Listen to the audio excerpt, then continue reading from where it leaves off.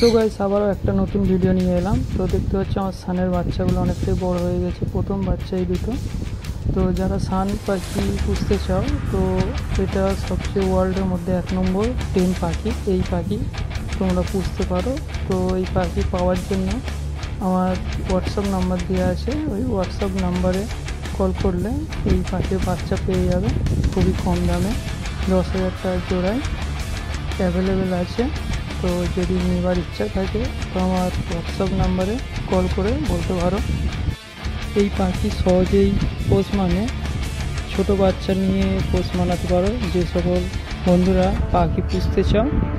তবে এই পাখি ওয়ার্ল্ডের মধ্যেই সবচেয়ে 1 নম্বর টেম পাখি। যেরকম শেখাবে ওইভাবেই পোষ মানবে।